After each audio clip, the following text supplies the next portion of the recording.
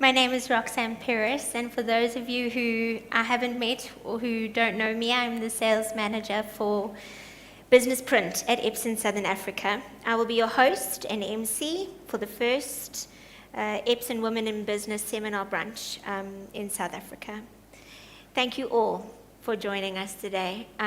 It's really exciting to see that everyone's come out. Today we will be honoring the incredible women who successfully navigated the challenges we face in the working world while balancing work and home life, and surviving the challenges and changes COVID has made in our lives. It is a dream and an aspiration of mine to make a difference in the lives of women in South Africa, and I hope that today we can make a difference in yours. It is so wonderful for you all to join us. Before we get started, just some housekeeping. You can find the ladies' bathrooms if you go out the back door, to your left, past the selfie wall, down the corridor. When you get to reception, turn right, left at reception to the ladies.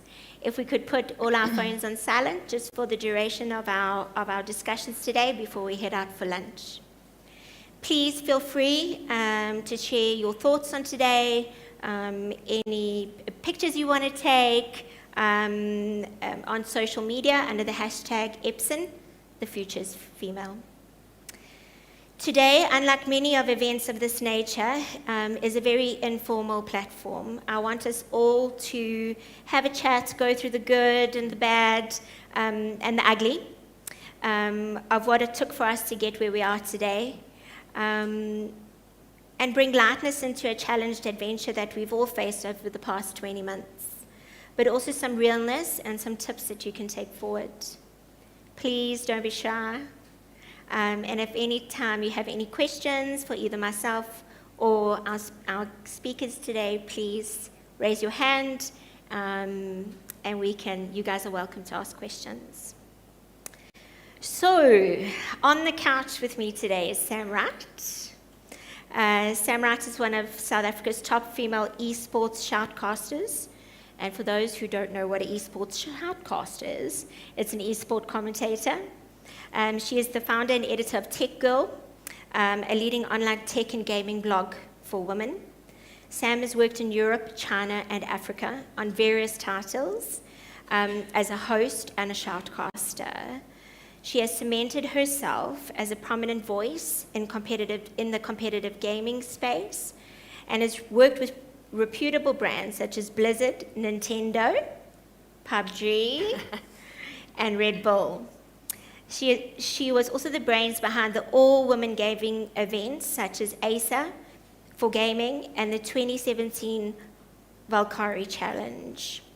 Her passion for esports and technology has driven her to become one of Africa's leading voices in the gaming and technology space. Also with us is Nicky Rowbotham. Nicky is the author of 7 Steps to Finding Flow. Nicky is a leader who has worked with many highly motivated and driven entrepreneurs and professionals looking to fulfill their potential and live their best lives across the board. A recent health crisis motivated Nicky to explore how her environment, energy, and nervous system all affect her well-being. Using this experience with countless scientific research and the support, of course, of incredible women around her, she has managed to restore her health and well-being. As a result, she's come to realize and understand the role of energy in creating a balanced work and home life, and has used this strategy to help countless professionals in the business space. So, Sam, if it's okay with you, I'm going to throw it right out there. I find your profession so interesting, and my boys really can't wait to meet you one day. How do you juggle being a shoutcaster, a gamer, and run an online publication? A lot of Red Bull and no social life, basically. I also get bored. So for me, I've got to be busy all the time. And I don't have children. I don't know if I could do this if I had a family, I'll be honest.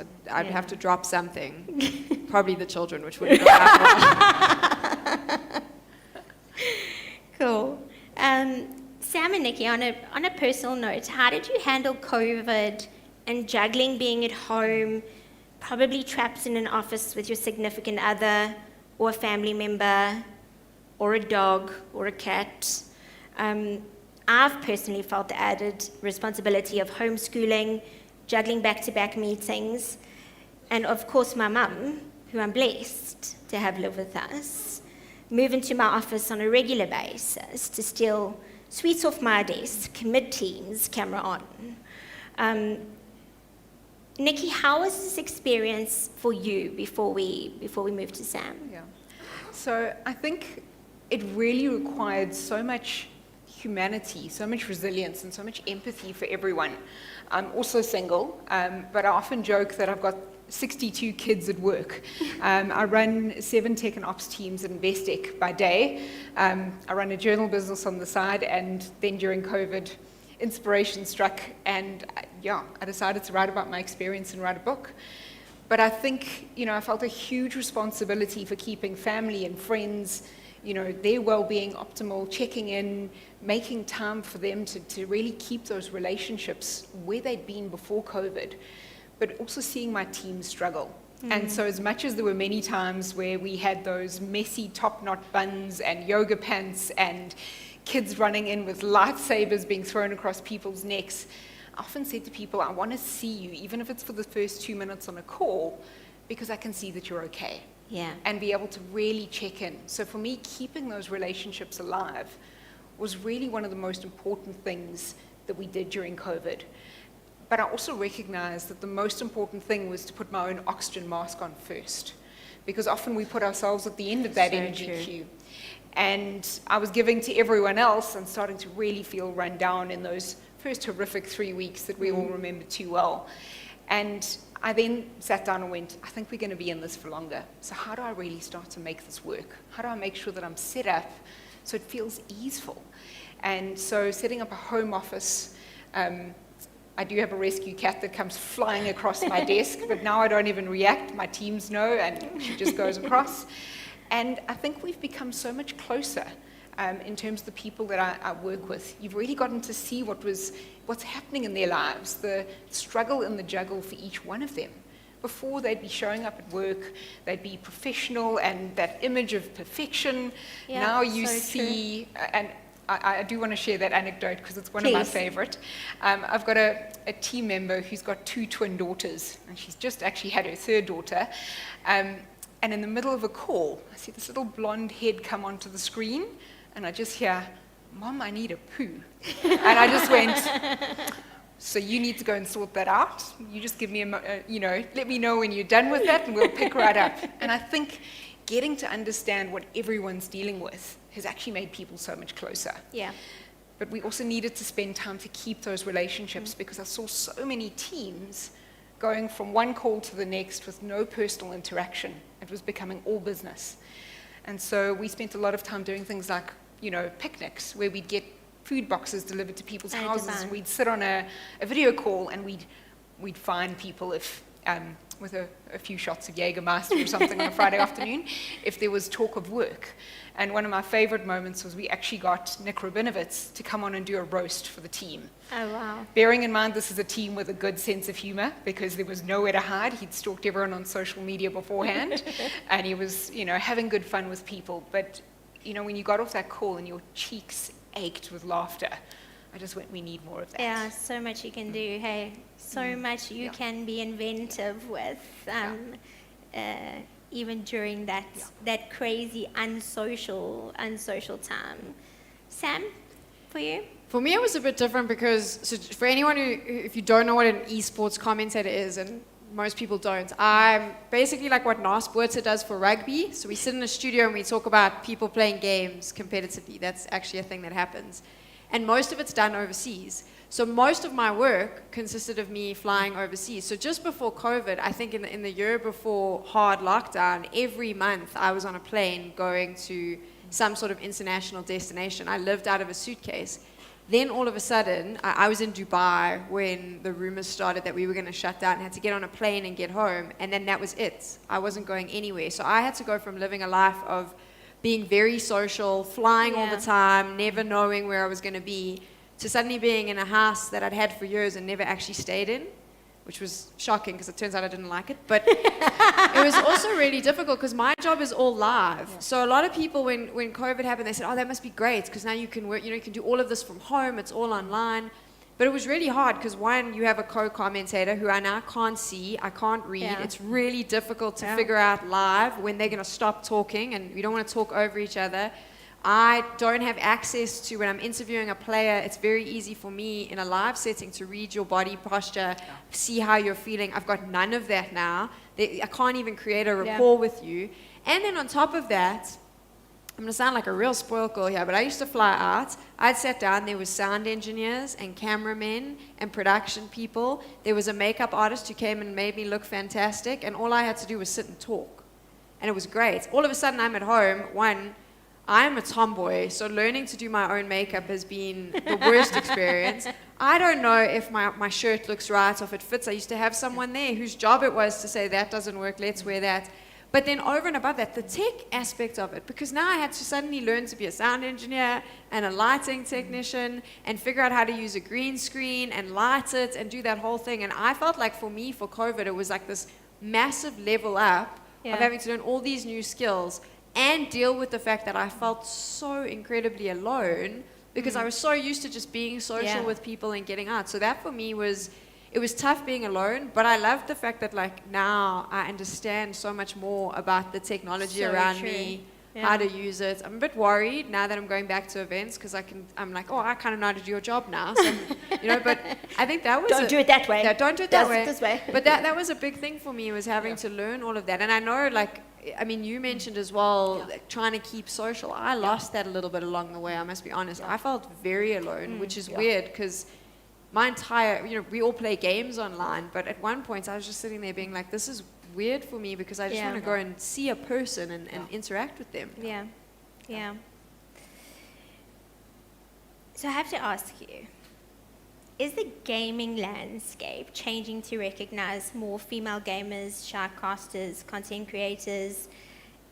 Is that happening? Is it starting to happen? Is it not happening at all? What's happening in that space with females? Are we jumping straight into the serious conversation? Let's go. Okay, so, I mean, how many of you have kids that play video games online?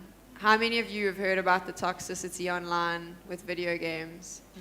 I mean, it's not, it's 100% true. It's a very toxic space. I think when you put a screen in front of someone, it becomes really nasty. And what's scary for me as well is how many middle-aged men are like the worst people online to play games with. I'm not even, like, it's scary. They're the ones, I've heard them shout at children, and they know they're shouting at children. And it's a very difficult one because I would say I play games all the time. And I would say I'd be playing for maybe 4 or 5 hours, and I'd get one person who's sexist. But that's the one I'll remember. So people will say to me, is gaming sexist? And I'll remember that one time. There's lots of positive players and spaces, but there is a lot of sexism and racism online. And in the industry side of it, when I started, the amount of drama and chaos, because none of the men wanted me in there. They made it very clear. I got told, when I started, I got told I was too pretty to do this. You couldn't have a pretty girl. Someone else told me I wasn't pretty enough. Then I had the same, this was my favorite conversation, is every time someone heard that I was an eSports shoutcaster, I had to answer like 70 questions, like ridiculous questions that no one knows the answer to, like which was the developer of this game in like 1995 who left after designing that, and I was like, do you know the answer? Because I don't, and I mean, I had to be so much more knowledgeable than anyone else in the room in order to be considered welcome. And over time, I think that started to change because more women like me have stepped in. But I do think we've still got a really long way to go. Just recently, we heard all the allegations at one of the biggest developers in the world about the amounts of sexism that was going on there, how uncomfortable women at Blizzard Activision felt. And I was like, well, saw that coming because it happens. It's still very much a male-dominated industry, and it is really difficult for women to get a foot in the door. I like to say when I started, they were all sitting in a boardroom at the table, and they wouldn't let us into the boardroom. We've been able to bash the door down, and now we stand in the corner of the boardroom shouting, but they won't give us a chair at the table yet. So it's got such a long way to go, but there's so many women now standing up. Before I think a lot of women are afraid to use their voices because it is hard. I don't like dealing with it all day, every day, being told, obviously you must be sleeping with someone to get you, or you don't know, and you know how all the stories we've heard. But more and more women are starting to go, actually, you know what, we don't care anymore, we also want to play. That's great. But it's a long way to go. Yeah. Next, along the same lines, are you noticing any shifts in the corporate space? I'll be honest, first up, I'm very fortunate to work at a workplace like Investec, which really promotes, women and flexibility and giving us the space to be able to do things and work our roles in a way that works for us, which I think is incredible.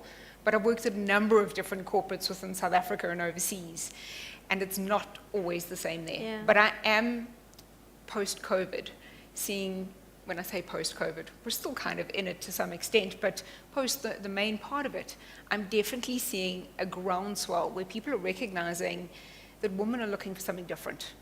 And they're no longer actually asking for it. They're saying, I'm going to work at a place that honors what I need in order to show up, that honors the fact that I'm not just like any other man. And even though a lot of workplaces are very male-dominated, I think they're starting to recognize the space and the flexibility and how we can show up and actually add value in different ways, but it actually makes what we deliver so much richer from that perspective. Yeah. But I do think we need to see far more around creating these opportunities with the kind of space that women want. That's the biggest thing. We shouldn't be saying that in order to succeed, you have to do it as a man did it. I think we need to be able to have roles where women said, actually, that's what I want to go and do. That's what's lighting me up. Yeah. And I think I can add value to that. And I'm seeing more and more women putting their hands up for that and actually then helping to create those roles, but also having other women hold the door open for them, to your earlier point. Yeah.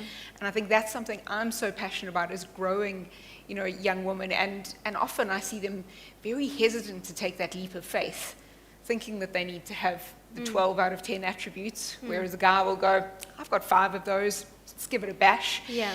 And I think we need the trailblazers, and it's hard, but then we need people to actually hold out their hand and say, I know it's hard, but I'm here. I'm a safety net. I've got your back. And let's go. Yeah. And I think the more we start to see that, the more we start to see women have faith in themselves and ask for the pay that they deserve for the role to do the same amount of work. And I mean, this year has amazed me. I'm actually got goosebumps just saying it.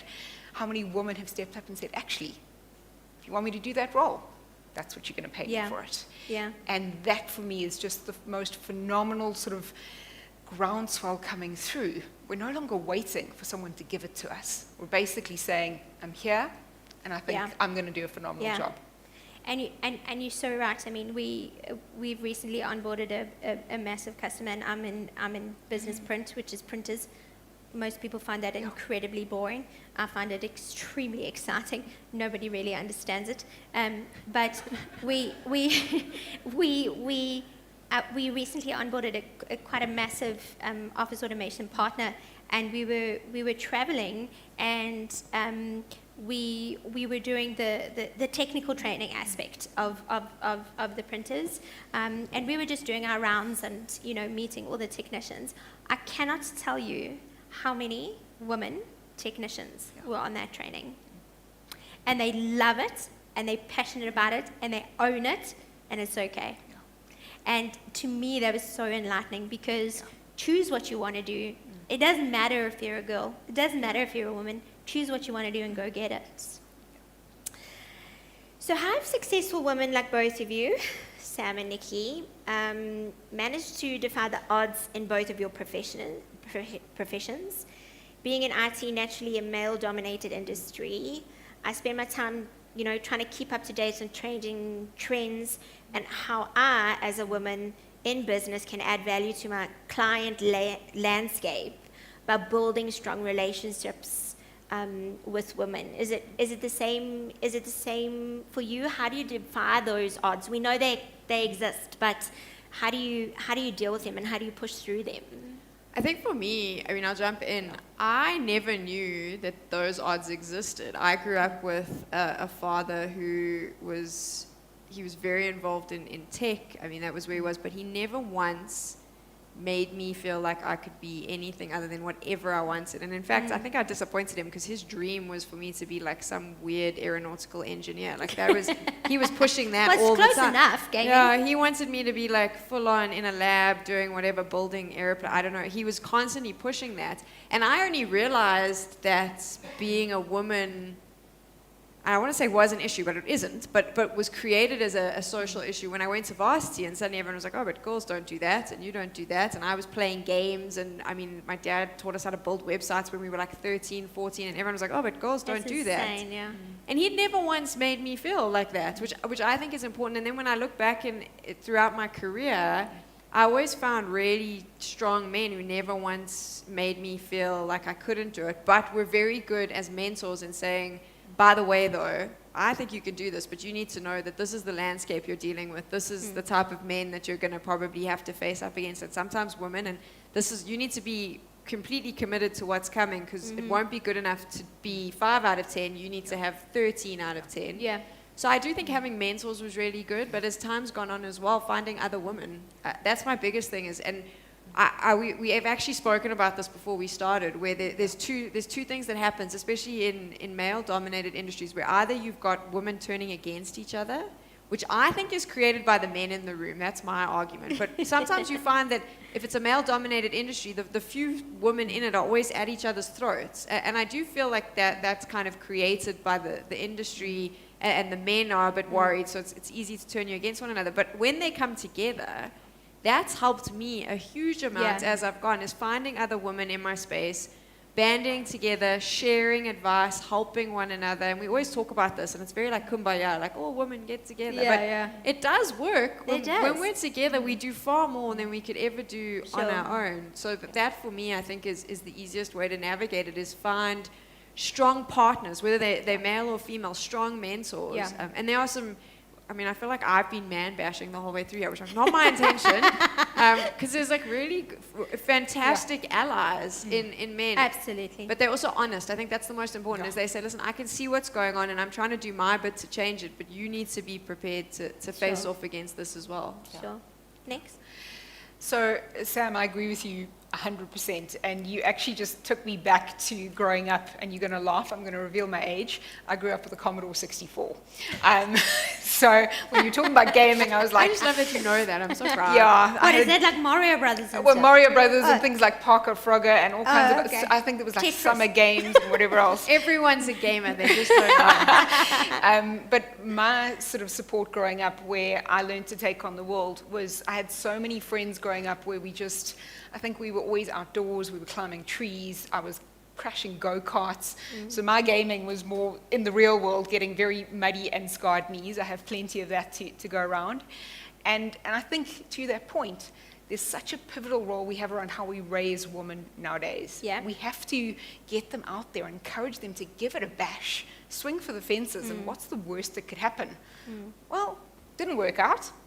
Moving along, let's try something else. Totally. And I think that is such an important pivotal point, because I see the timidness in the women that haven't been given that backing growing up.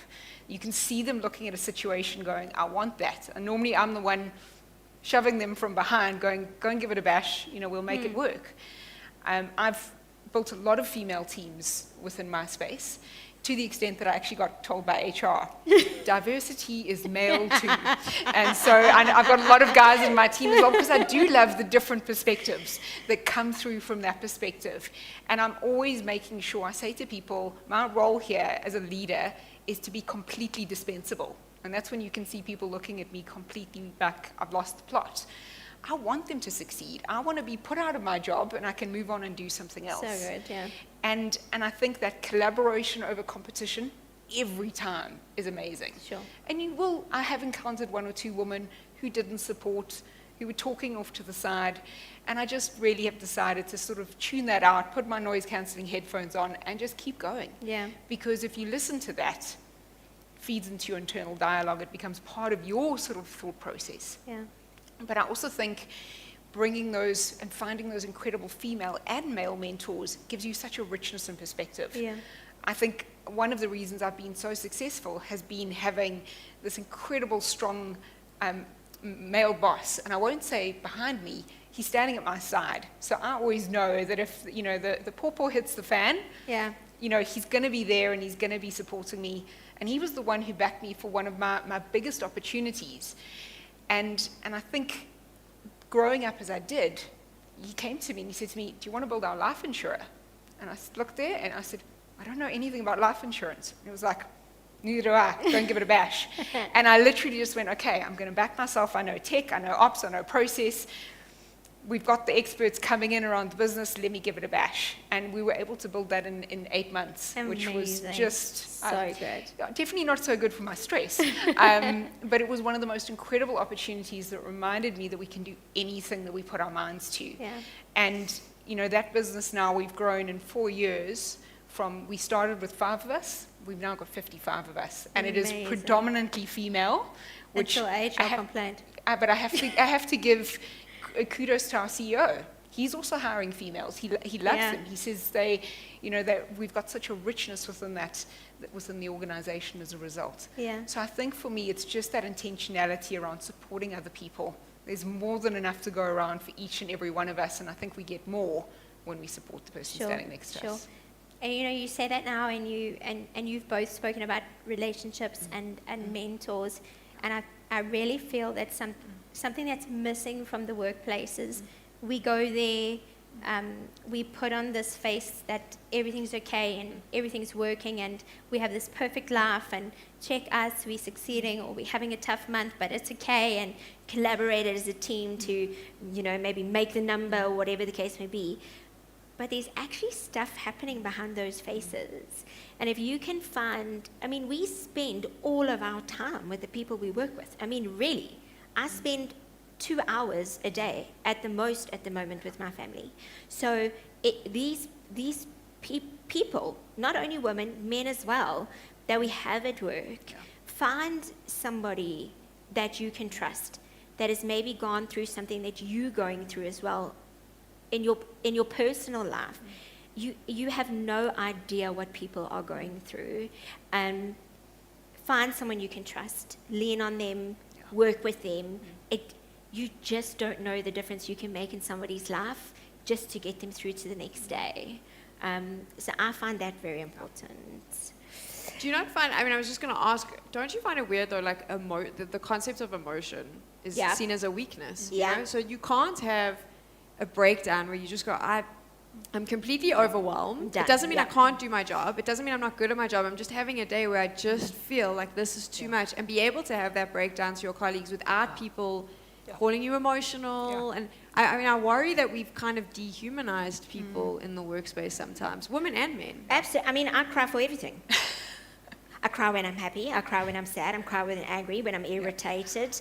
I cry all the time. I'm just a crier. Some girls don't cry. But you are 100%. We've attached emotions to a weakness, especially in business. And why can't we cry when we win a deal? Let's cry, flip.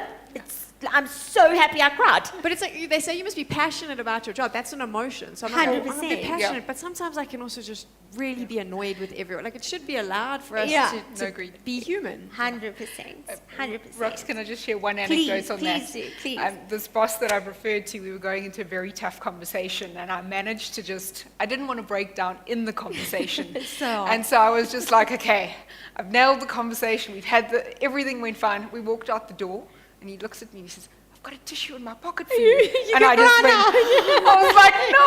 I was like, and then I was just waterworks. But I love the fact that, even men can support that as well. Yes. And I think for me, we need to make it okay. Yeah. We really need to normalize the fact that showing your emotion is actually, especially as women, it's part of our superpower. If everyone is just, sort of completely like, one emotion, that's it. 100%. You're not bringing your best self to that work. It's that passion. We need to normalize it for men too, because how do we know that there's men out there that are not criers? Yeah. You know? They've been told it's since they okay, were, just cry. They've been told since they were little boys they're not allowed to, and I just think that we 100%. got to change that. So, next, in your opinion, are brands, so I know you've mentioned this, okay? Yeah. When I say brands, I mean like brands all over South Yeah. Africa, so no one in particular. You have said that you've started to notice that is starting to happen, okay? Especially within your corporate space and within Investec, and that's amazing. I mean, that's so inspiring. Can we fast track this? Absolutely. We can always fast track it. And I think the more we start to raise brave women will really help. But I think for me, the thing that I've seen within environments, and I work outside of Investec, I'm very blessed that they support me to do this. I actually work with a lot of women to step into what I call their elegant power. And I haven't told you this, but my second book's coming out early next year with that cool. title. I don't know where you find the time for this writing, but it's fine. But I'm very passionate about women owning who they are and showing up as they are, and really recognizing that they've got special gifts that they need to bring to the table. Not try and be a carbon copy of another man. We need women to show up as they are. And so for me, that coaching, that mentoring piece around really stepping into your natural knowing, your innate gifts, and really starting to shine and bring those through in a way that feels easeful for you. That for me is the most important thing. Yeah.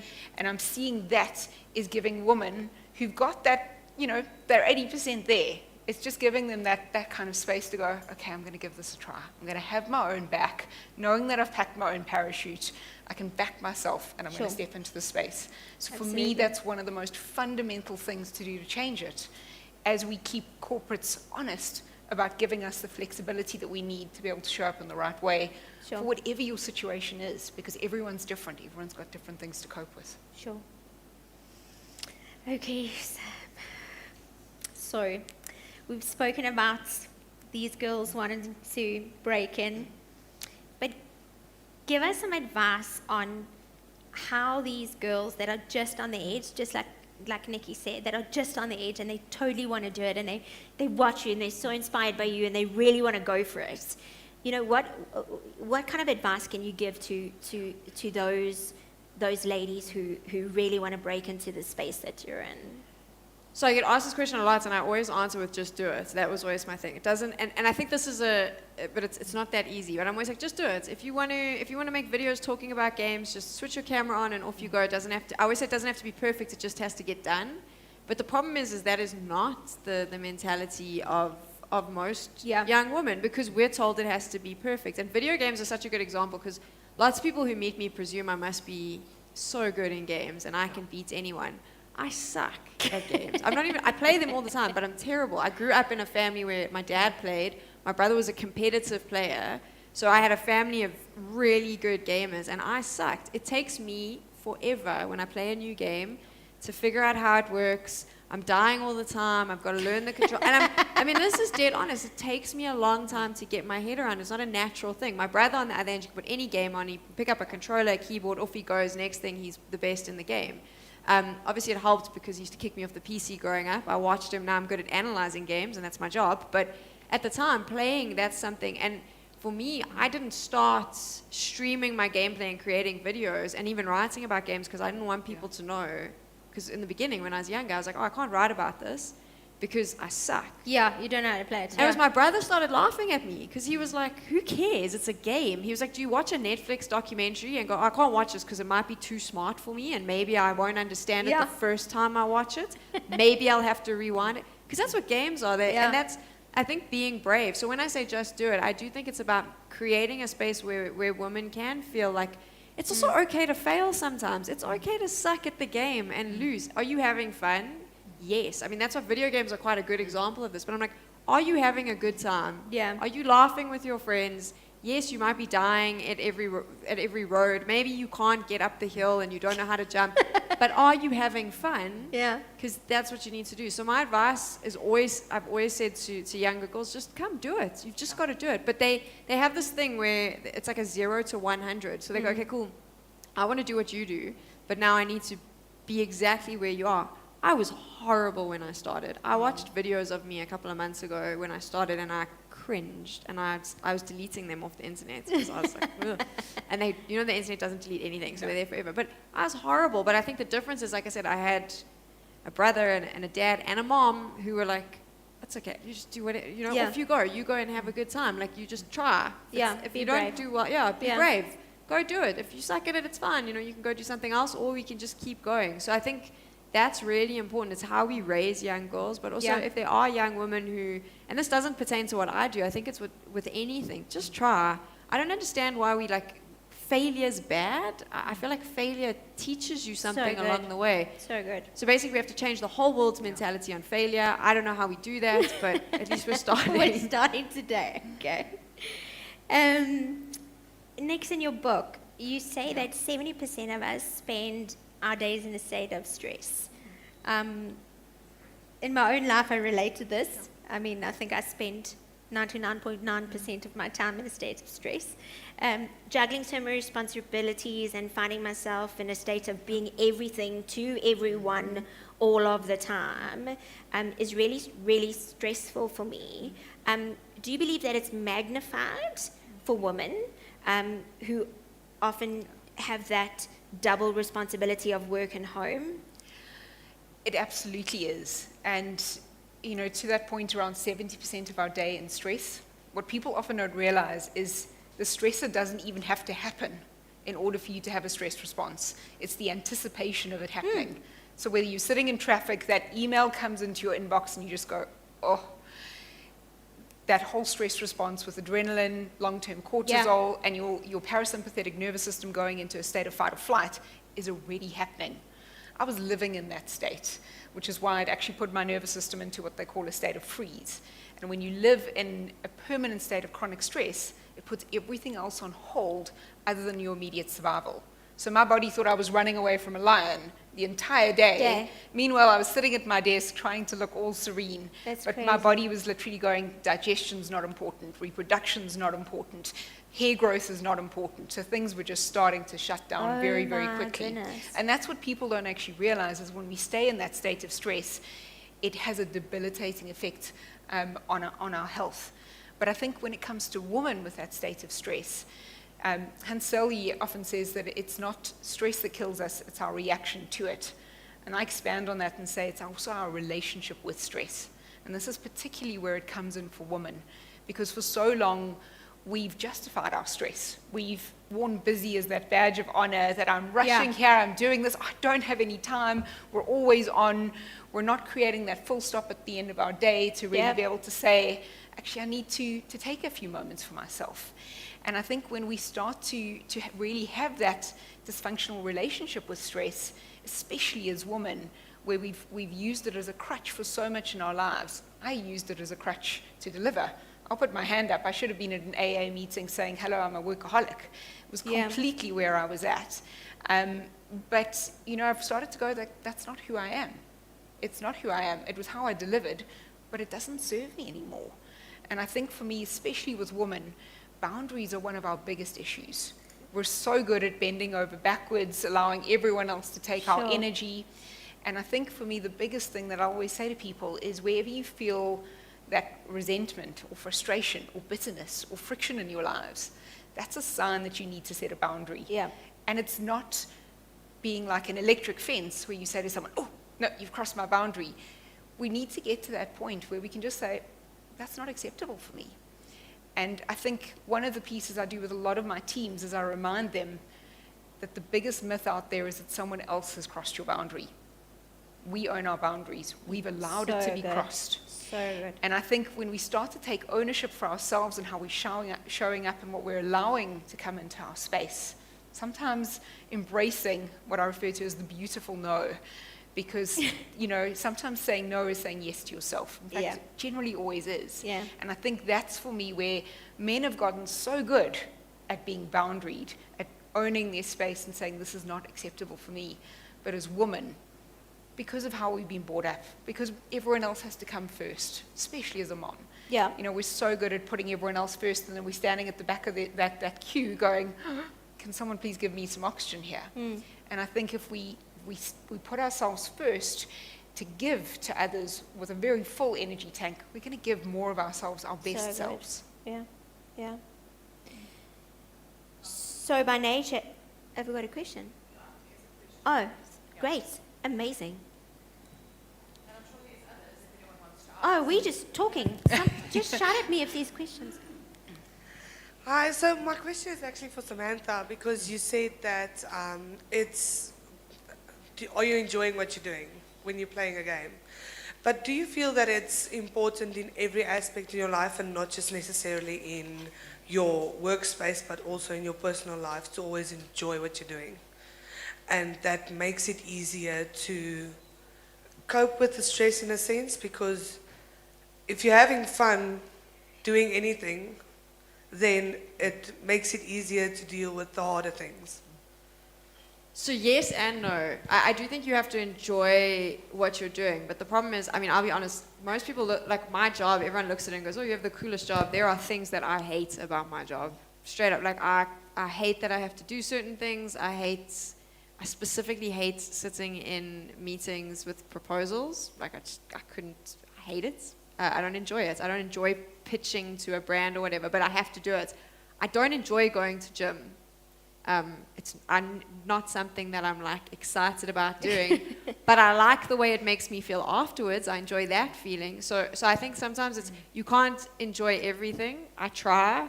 Like my philosophy is always like, if you're not having fun, you probably shouldn't do it. But I also understand that at some point there's things you don't like, but the feeling afterwards will bring enjoyment. I think people to go to your point that you were speaking, that part where I said, are you enjoying it? Are you having fun? For me, the most important thing is in how you behave, whether it be in work or social life or whatever, is trying to stop worrying about what everyone else thinks. So and I good. do think, because I think that's the problem with why a lot of young women are afraid to fail, because for some reason we have to be very concerned about what everyone else thinks about us failing. That's why we don't like to fail. And I know, because I have to constantly tell myself this all the time. It doesn't matter if I mess up. And if I mess up, specifically in my job, it's very public, so everyone's going to see it. But I was like, it doesn't matter. But I think we do this as women. We're like very concerned about what everyone else is going to say if we fail, if our personal relationship ends. We're more concerned about what everyone else is going to say about that ending, because we're somehow a failure.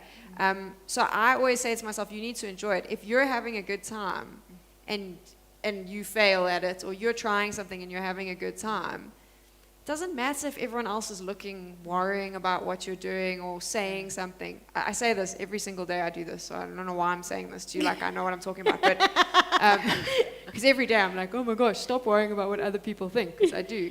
But yeah, so I don't think that you can enjoy every single moment of your life and be like, every single thing you do is fun.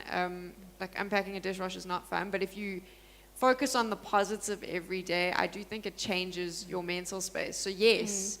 And my strongest advice to anyone, I've always said this, is if you dread going to work every day, it's probably not the right place for you to be going. But I know obviously jobs, unfortunately, it's not that easy to just change. But you need to be conscious of like if you aren't enjoying it in the long run. So like gym's a good example. Don't like going to gym every day, but I like the way it makes me feel. So I'll keep doing it. You've got to focus on things like that. Maybe you hate your job, but just remember that you get a paycheck at the end of the month, and I like the way money in my bank account makes me feel. You know, so I'm always like, just try and find, find something, some sort of positive in a world of negativity. And yes, I think that your life will be infinitely better. But I'm saying this like I know every single day. I'm like, oh, it's a miserable time. So I don't know if you should take my advice.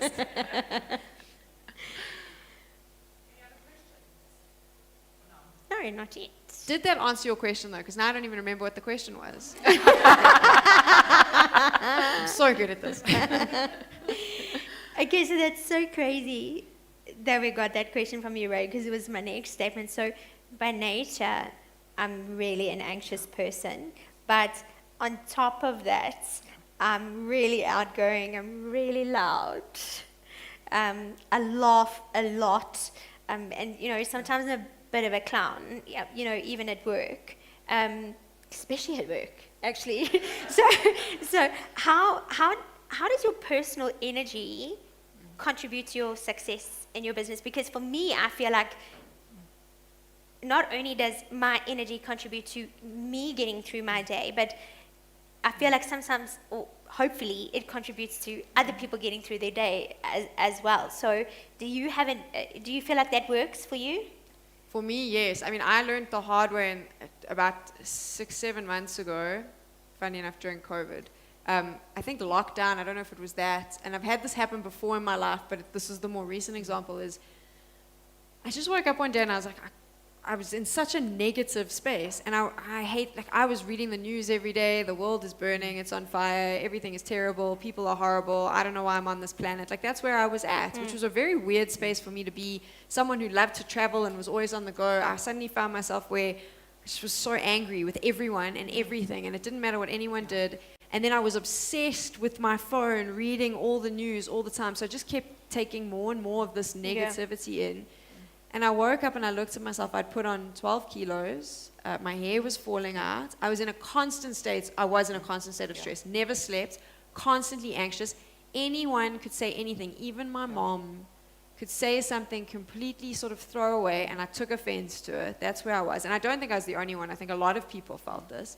And I had to physically stop. Also, suddenly my work was starting to drop off. And I'm a freelancer, so I was like realizing that the money coming in I wasn't getting jobs as much, and I couldn't understand, and I was getting more and more frustrated, and I realized it was all me, because I am quite outgoing, and I'm quite, people always joke and say I behave like a child, but that's my thing. I'm like this fun, bubbly, jump around, that's my personality, and it was gone, and I turned into a really bitter grandma in the space of like a few months, and it had manifested itself physically, but also it had manifested itself from achieving my goals, and I had to like take a big wake up, much like what Nicky said, where I had to go, okay, I'm going to make time for me now. These are things that I'm going to do to benefit me, that aren't going to impact my work or anything, but will make me feel good.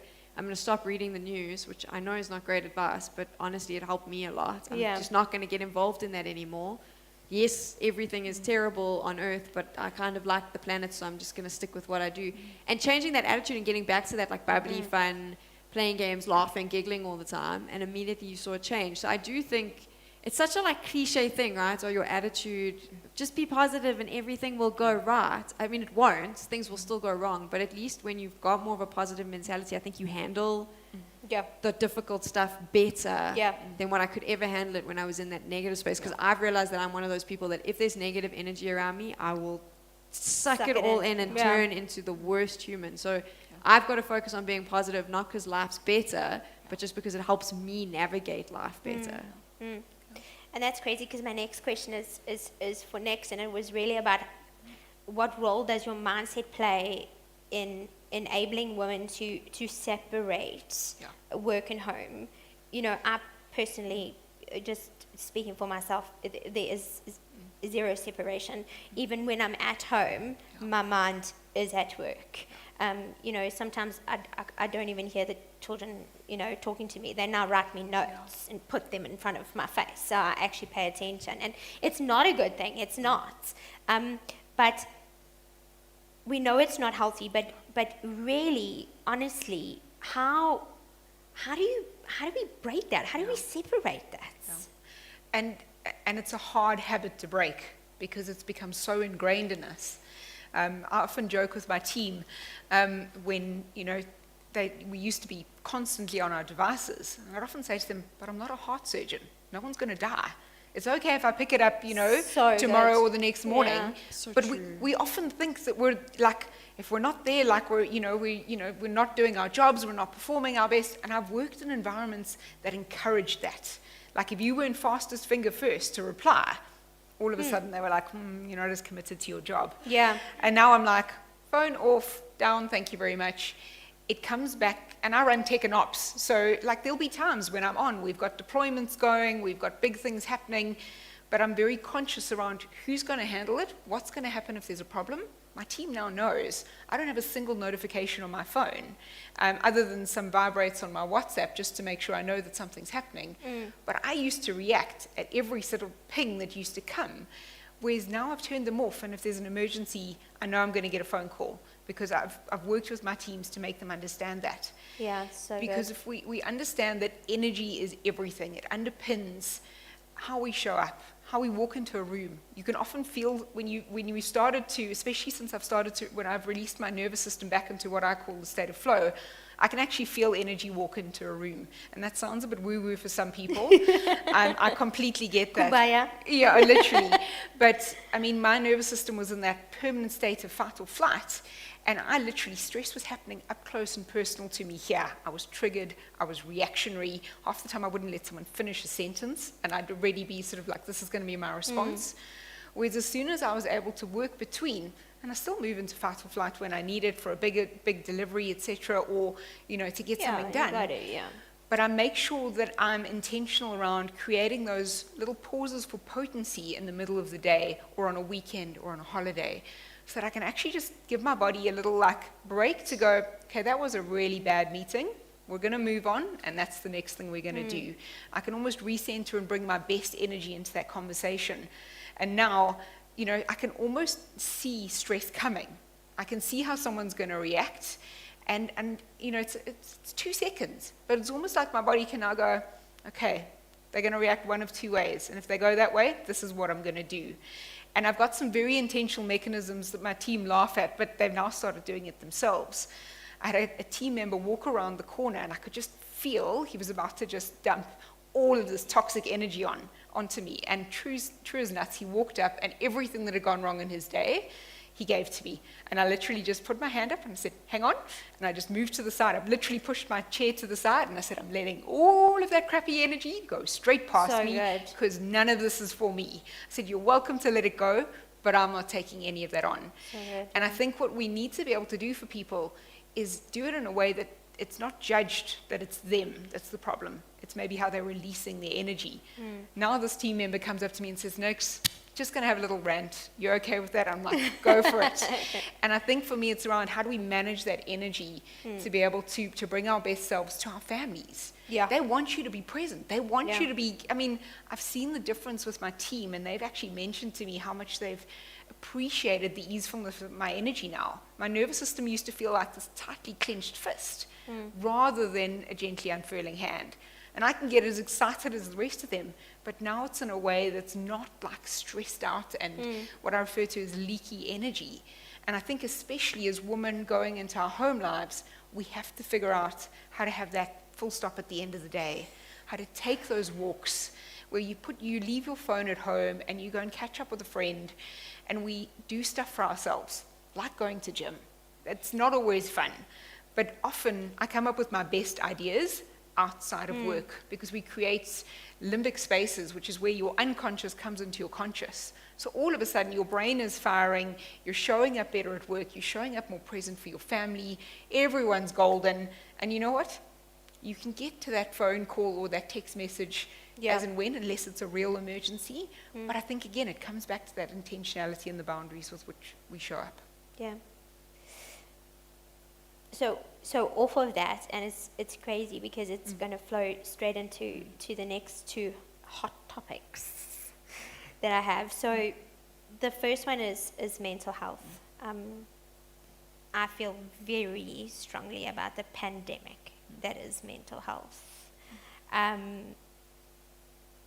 In your opinion, Nix, how serious do you think it is? How serious do you think it is in South Africa, mental health firstly?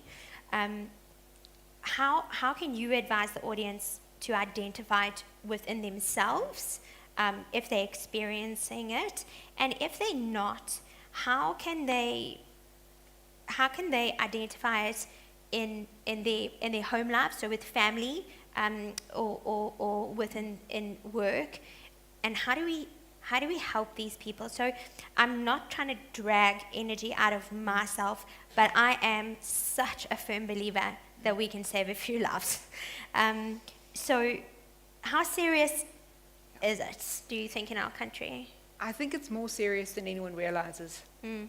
I think we're only seeing the tip of the iceberg. And I think one of the most important things we have to do for ourselves and for people around us is to normalize that it's okay not to be okay. Because I think if we see everyone else white-knuckling through and putting on that veneer of perfection, it says there's no room for this. Yeah. And that, for me, is the most important thing, is to normalize that and support people when they do come to you.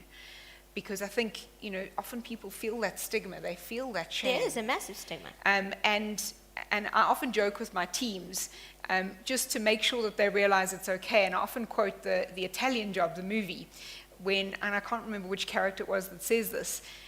Whenever they say to me, I'm fine, and I'm like, which fine are you? Fine? Or freaked out, insecure, neurotic, and emotional? And they always go, yeah. So they've always learned. Like I said to me, just give it to me straight. You're either great or you're in a hole and you need some help, you need a coffee chat, and we need to talk.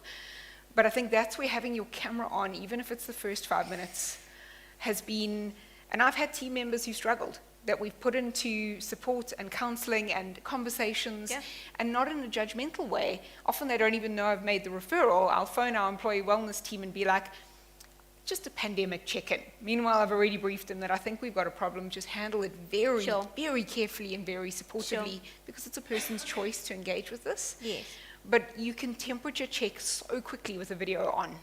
You can see if someone is looking like, oh my word. And I mean, just going back to a couple of months ago, where Gauteng had just been through the third wave, or we were still in the midst of the third wave, and the rioting hit. And I've got a lot of teams sitting in the Tel.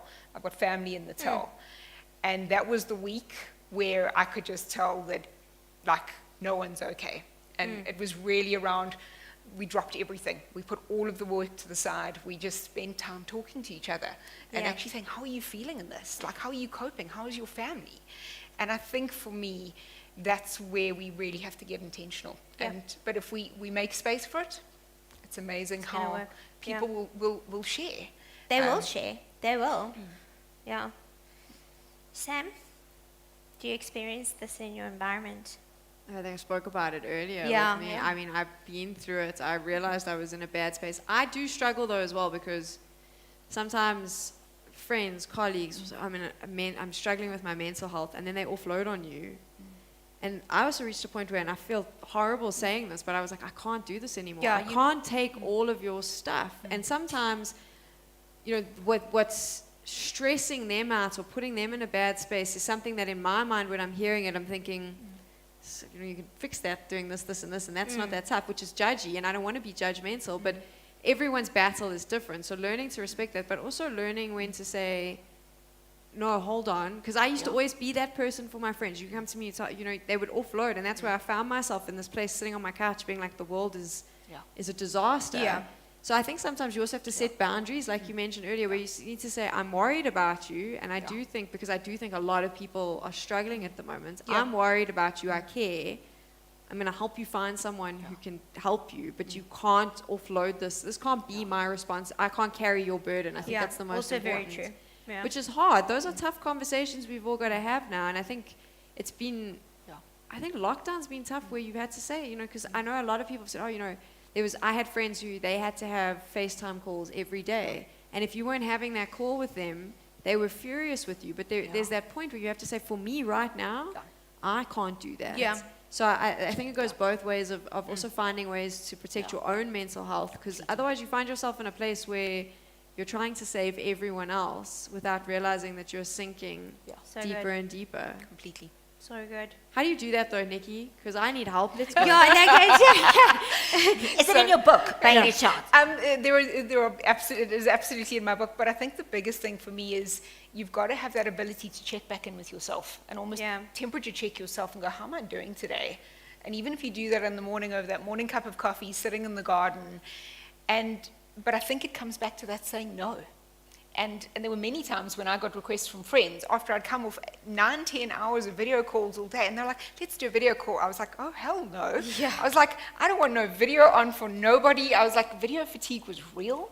And, Yeah. work, because work had gone overboard trying to do all of these things. I was like, I don't want to have video drinks. I was like, I just want to go and sit in my sweats on the couch, Yeah. and I want to Netflix and chill. I want to and- drink on my own. yeah, absolutely. Yeah. I'm But I pretty think- sure that's another mental health. But to that point, it's checking back in with yourself and saying, what do I need? And we need to reframe putting yourself first. It's not selfish. Yeah. It is not selfish. Self-love and self-care are self-care is the most radical act of self-love. And that's what we have to do. But if we don't spend that time going, how am I feeling? What do I think I need? And don't judge yourself for whatever you say that you need. For me, I think you've just got to feel in and make space for that. Again, one of my little woo tricks with my team, which they've now gotten so used to that half the time I'll see them doing it themselves, I just say to them, if you're having one of those moments, you just sit there with your hand on your heart and you go, my best is flipping good enough, and it is more than good Yeah. enough for right now. Because I think we forget to check back in with ourselves and actually give ourselves a shout out. And I am enough. but I think that temperature check with yourself, and then just, what do I need? I'm going to go and do that. That for me is one of the most important things. Rather than saying, what does everyone else need? And then I'll get to myself when I'm too tired to even do that. And you've fallen into sleep, barely eaten well, and put yourself at the back of the energy queue. And so I think for me, it's that reframing entirely to give yourself what you need. Because we've all had those moments. But I think, I've also stopped explaining to people why I say no. Because I think that's another thing we were brought up to do as women. Yeah. If you say, no, I'm not available for that function. I know as a youngster, I was like, I can't do that because I've got this, this, and this, and I have to come up with the perfect excuse. Now I just go, thanks for the invite. Unfortunately, I'm not available. And I leave it. I'm not explaining myself anymore. And I've got friends now who know that most probably means I'm sitting on the couch and Yeah. watching Netflix. Yeah, That's okay. But Yeah. that's exactly what I need, because Yeah. I do need to de-stress and take that out. My gym time is my time to completely get all of that tension out of my body, to the extent, and I share the story in the book, I once burst a slam ball at one of those sand slam balls at gym. And my trainer could see there was just so much energy in me, and you throw this ball down onto the floor, and after 3, all of a sudden the sand just came out of this thing, and she said to me, no one's ever done that. And I was like, well, maybe I needed to let it out. But I think we need to figure out what all of those things are Yeah. for us.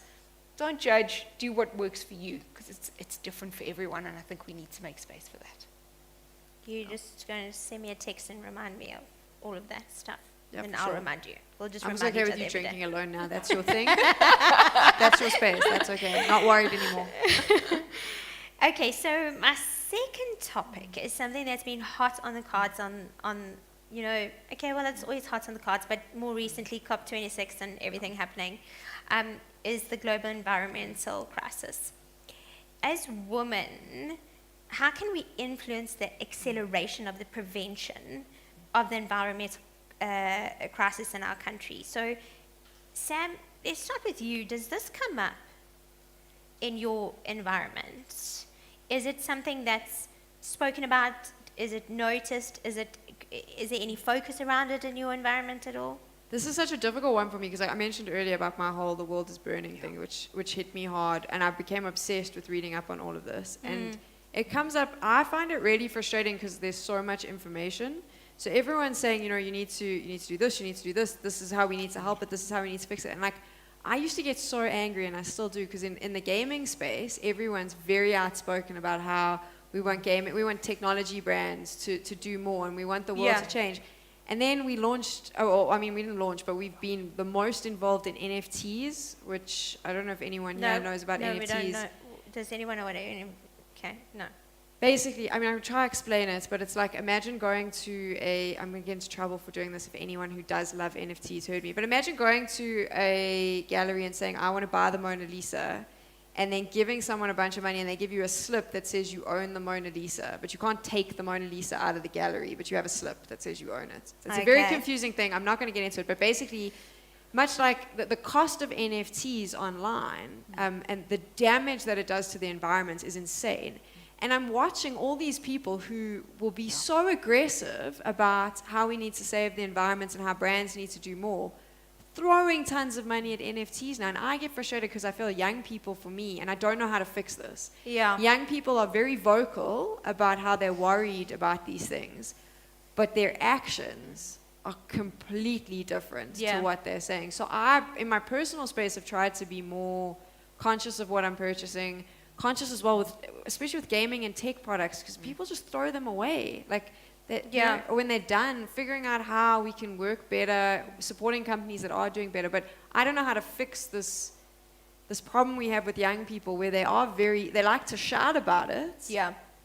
But then, if something's nice, do we care Yeah, anymore? then we still But I don't nice. know. I don't know how we change it. But I'm very conscious of it, and I'm very scared because I think that, like, we won't feel the repercussions. It will be the next generation that's really going to feel it. And I don't want to leave a world that isn't great to someone else. But I don't even know how to begin. Even start, yeah.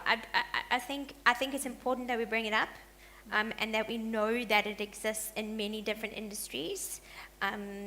You know, not only the industries that are all over the telly and, you know, in all the news and whatever, but that's the start, okay? So talking about it is the start of us putting something together to try and make a difference.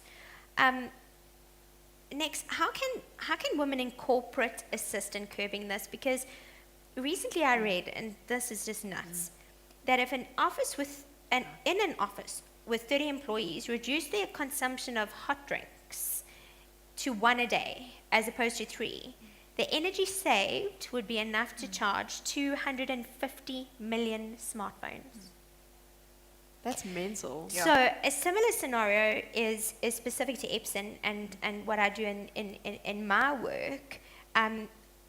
If all laser printers in South Africa were replaced with our Epson heat-free technology, our country would save 48 million rand a year on electricity costs. Okay, so that's 9,000 minimum wage jobs a year. So are we doing enough in corporate? Like, should we like really just stop drinking coffee? Well, I might argue with you on the coffee one, because that's definitely one of my crutches. But I think for me, like that last stat you shared just blows my mind. Yeah. And I think one of the biggest things we have to do is create far more awareness around this. Yeah. And because we're actually, I mean, Sam, to your point, we're not going to feel the full impact in our lifetime. But I mean, if the climate change we've seen this year is anything to go by, Nelson Mandela Bay looks like they're going to have a dry Christmas without any water.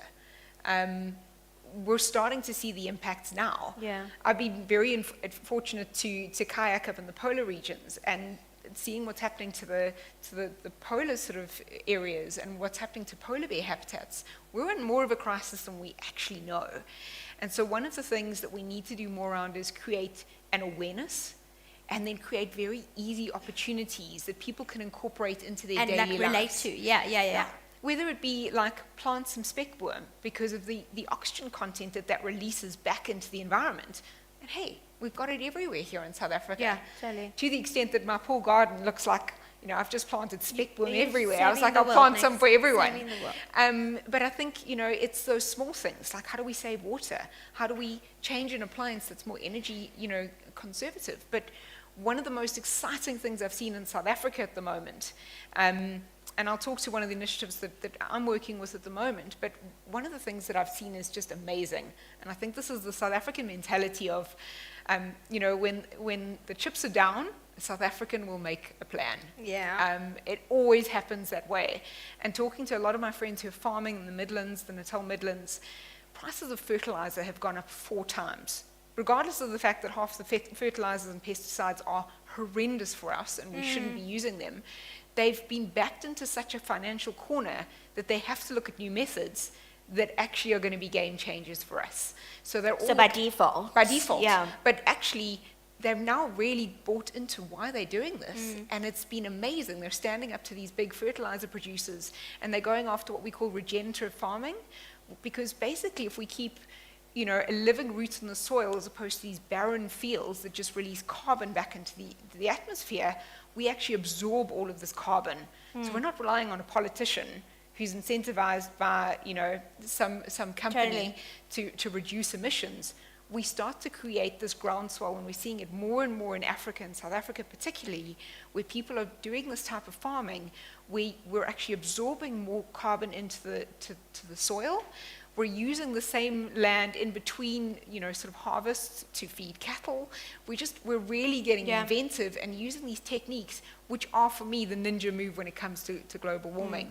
And I think we've just got to celebrate more of that. We've got to say, be aware that when you're buying produce, try and buy from these types of guys, because they are producing it cheaply. We've now got to get it into the mass market from that perspective. And so what I love, at Investec, we've done something called the Class of 2030. And you get a T-shirt. So, been there, done that, got the T-shirt. After there's a bit of training that we go through. We sign up to a pledge. You calculate your own carbon score, which horrified most people. So good, Really I horrified don't them. even want to do mine. And then all of a sudden you get all of these options that are available to you, and granted they make it easy and accessible, but it's not things that they're necessarily paying for. They want you to kind of go and drive this yourself with your family, where you start to make these small changes, whether or not it be turning off, all of your sockets in your house from that perspective. Maybe drinking your tea and coffee without boiling the kettle again, because if anyone's got a solar panel, I don't, but I've got friends who do. Boiling a kettle is one of the most power-hungry things you can do. And so for me, it's those simple things. How do we not waste, rather than just using it as a convenience, but getting intentional now?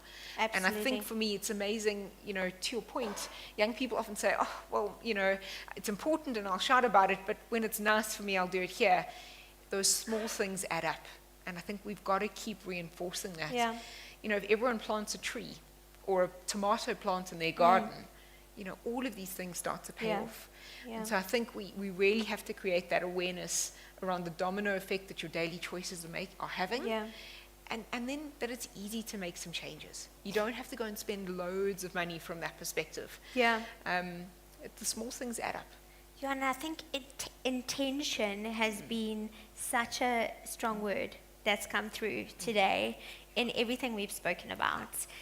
Being intentional about the way we think, being intentional about what we do for the environment. I think there's one word that we can take away today, apart from my hashtag, is intention.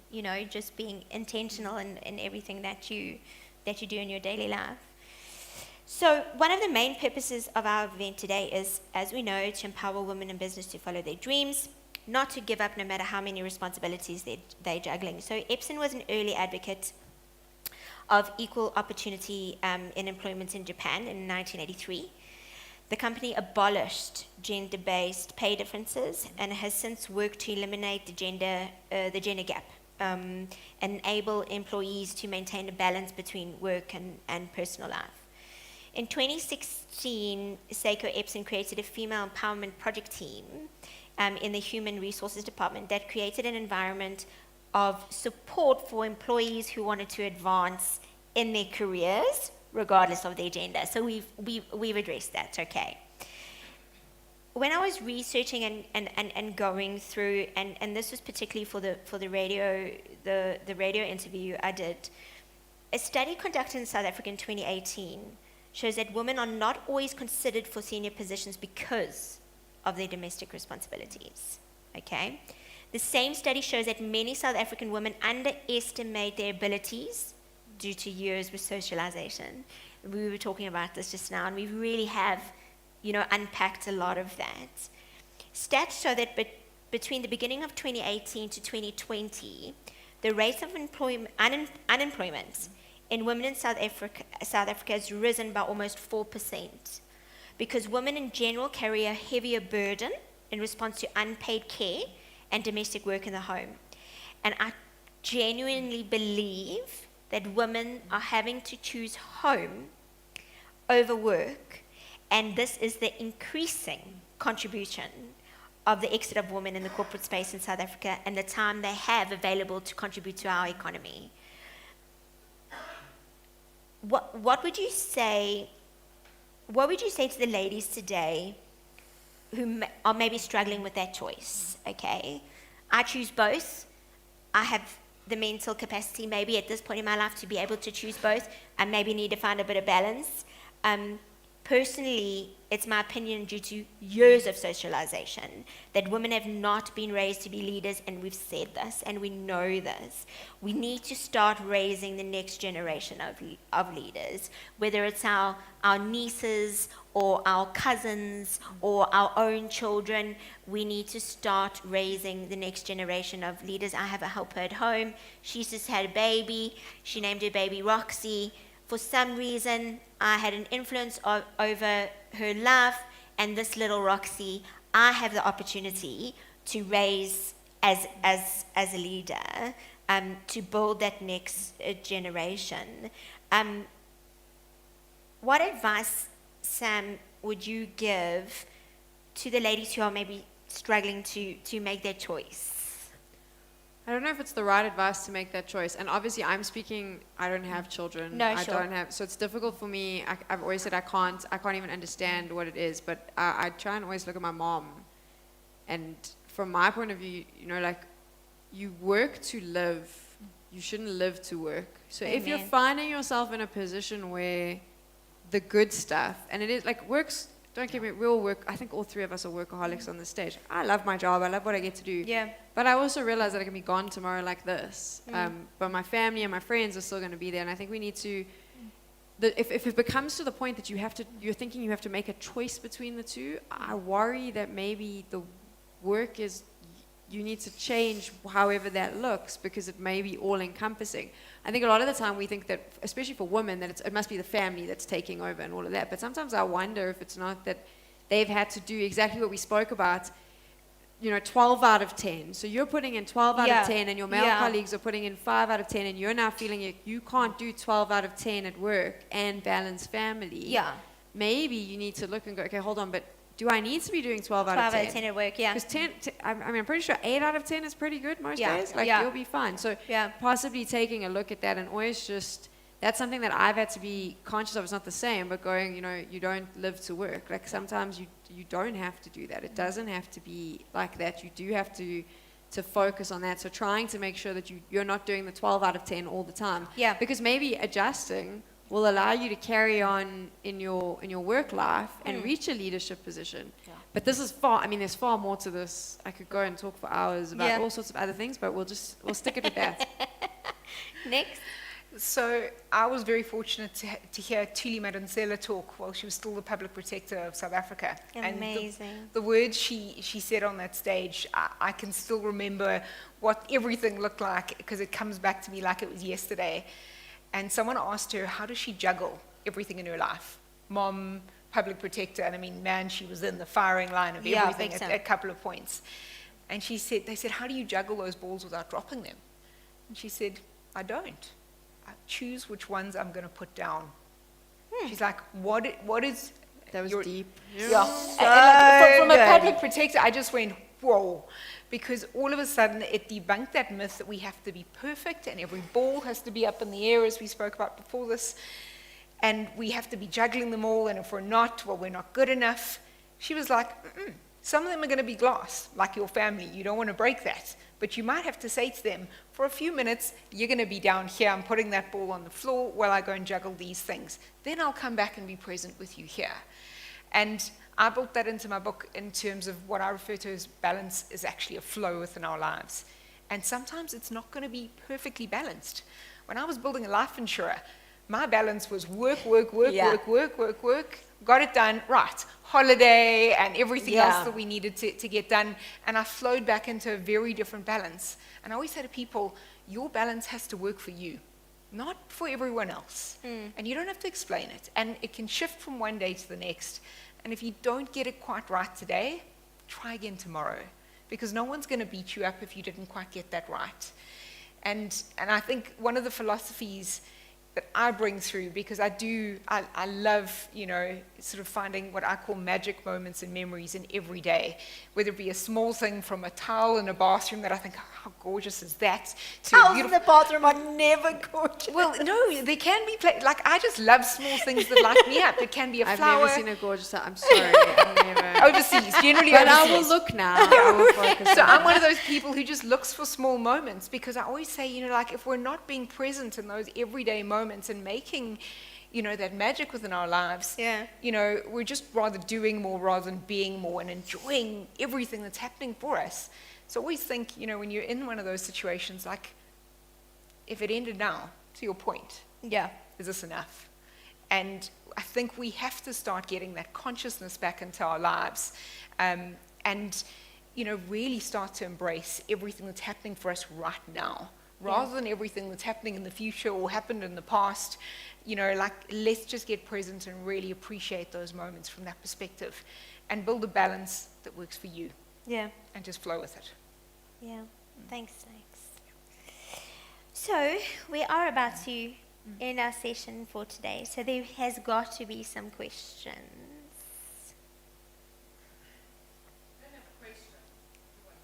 Yes.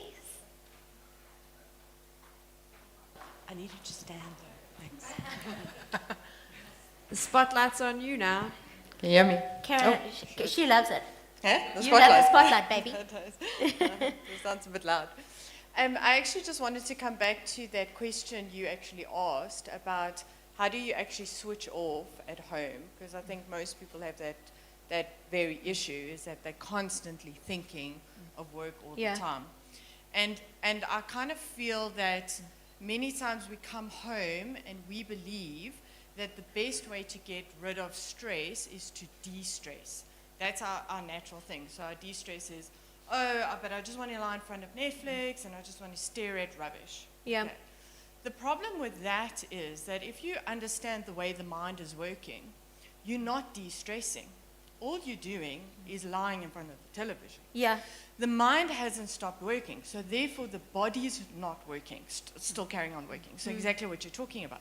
You're still having those feelings of being like stressed out. You're still like nervous. You're still going to bed and not sleeping. Many times that's why people put it like a glass of wine in front of them and drink that, because then they feel like I can sleep. And the problem is because your brain hasn't actually switched off. So the best, sorry, I don't do well. Can everybody hear me? Oh, they won't hear you in the video. Oh, okay. So actually the best way, if you're really wanting to get rid of stress, is actually to go back to a point in your life when you realize you didn't have stress. And most people weren't stressed when they were children. If you actually think about it, Yeah, when you were so children, true. like what didn't make me stressed? So you have to almost tap back into your inner child. That is actually how you will get rid of stress. So what did your inner child enjoy? That's the question. What Mine did enjoyed your video games, so does that mean I can keep playing video games? yeah, so maybe you do de-stress like that. But like some people, it might be something as simple as, and I'm going to point to Ilse because I know she does this, it's something as simple as sitting down and coloring in. Yeah. When was the last time you sat down and actually got engrossed in the colors and colored in? Like my inner child loves ice. Like I'm obsessed with ice. Like I have to have a drink with water and ice and clinking. I love going into the garden. I love recreating in the garden and creating that picture in the garden. That's where your creativity comes from. So the moment you tap into the inner child, you're not trying to de-stress. What you're trying to do is reactivate your passion, Yeah. reactivate your imagination, reactivate your creativity. Yeah. The moment all of those pieces in the mind are reactivated, you will notice you've stopped You've thinking switched off. about work. Yeah. And then all of a sudden, like you say, that's when the thought will all of a sudden hit you while you're digging in the garden. You know, I actually should just say that to that person and correct that. Yeah. And that's when it flows. Now you're in a state of flow. So to you, what I was actually saying, the worst thing people can ever do is sit in front of a television. It's the worst thing you can do. Flipping through a Facebook, it's the worst thing you can Yeah. do. The best thing to do is say, if I was me now when I was 6 years old, what would I like to do? I used to, at one stage when I was going through my divorce, the best thing I ever did when I dropped my kids off at school was go to a park and swing. I used to swing and swing and swing. I looked like a complete moron because I was in high heels and I was swinging in these like public parks. But it got me through those times because I felt free. I felt free. And I think my thing to everybody is stop looking for ways to de-stress and rather look for ways to activate your passions. So good. And then work you'll start seeing, work is just your 8 hours. After that, passion will kick in. And that's when you will find what your purpose is. So good, C. Thank you so much. I just want to add to that because I love that. That For was, me, it's, that was pretty good. You want to put it in your book? You got to ask her that. so I've got elements of that in there. For me, it's all about that pause for potency, whatever that looks like for you. But one of my favorite ways is what I call the kitchen dance party. You turn that music on, you dance like nobody's looking. And during lockdown, I actually took up adult Lego. So we've got another Lego. What's the difference between adult Lego and Lego? no, you build Porsches, and my next one is a Land Rover Discovery with full suspension. I actually give them all to my trainer's son once I built them because I don't want to keep them after I built them. I'm like, We've got I didn't know another. there was such thing as adult Lego. I build Lego all the time. I love that. no. So they're kind of next level Lego, put it that way. Yeah, we've got another Legoer in the audience, and No, I do all the I collect Star Wars Lego. I don't know, but lots of girls are doing Lego stuff now, and that also is like in a child. I don't have the patience for Legos, so. There was someone else. Oh my gosh, I've got stage fright. I was just been asked to stand up. Hi everyone. So my question is, generally, I'm the type of person that is very intentional about finding the positive in every situation. And also I'm all about fixing each other's crowns as women. Yeah. And my question is, how do you when you come across a person that chances are they don't even realize that they are highly negative people on a daily. They always find negative. There'll be a positive, but they'll point out the negative. So I'm always that person that wants to lend an ear, that wants to advise, but I struggle because I believe in kindness in whatever situation. Be kind, don't be harsh on a person and all of that. So if you find that this person, whether in your personal life or at the work environment, and you constantly have to deal with this person that always finds the negative in almost everything. Yeah. How do you then, with kindness, without making them feel like, there's something wrong with them? Because, like I'm saying, chances are they don't even realize that, they are actually negative every day. Every day, it's like they are, So how do you then make them understand that and maybe educate them to have a different approach in life, so that because then energy, it pours into you, so it's very hard to just turn your back when somebody's trying to reach out to you. So my question is, how do you then advise them? How do you then get them to a point where they understand that this is not, because I'm sure it drains them as well, as much as it drains me. So that's my question. Can I just say, before, because I'm pretty sure, Nicky, you've got stuff about this in your book, but one of the hardest things I've had to learn in the last year is I can't change people. I can only change how I react to them. Yeah. So when you were saying there, how do you get them to realize and get them to, you can't change people. Sometimes they're just horrible, or they're negative, or but I don't know, for me it's, you've got to change the way you take that on. You don't have to take that on.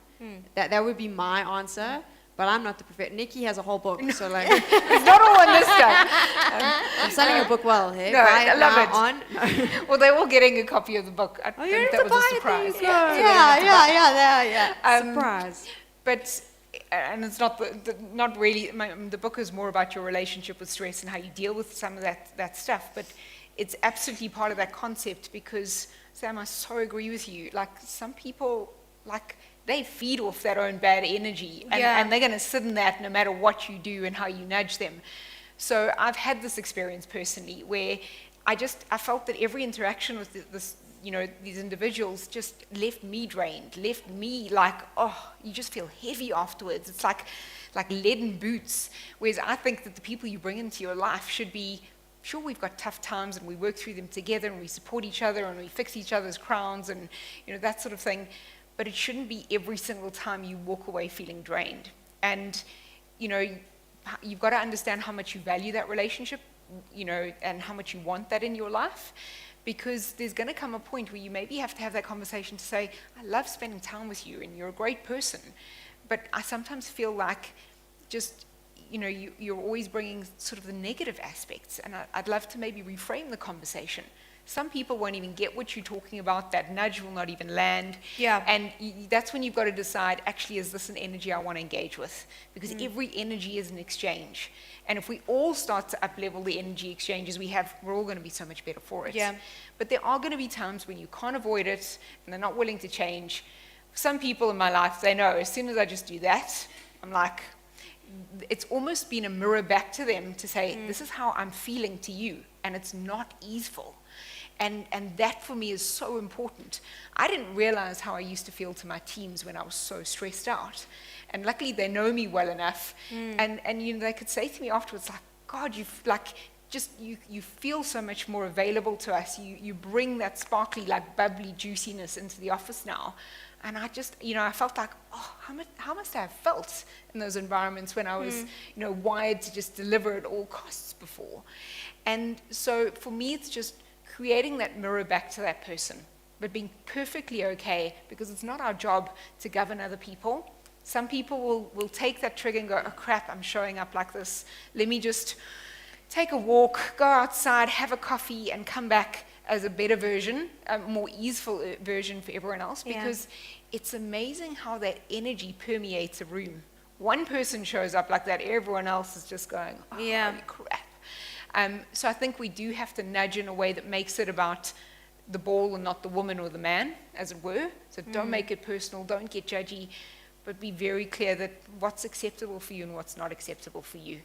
Because also at the same time and I've had friendships I've had to walk away from, where I'd realized that person was never going to change. Never.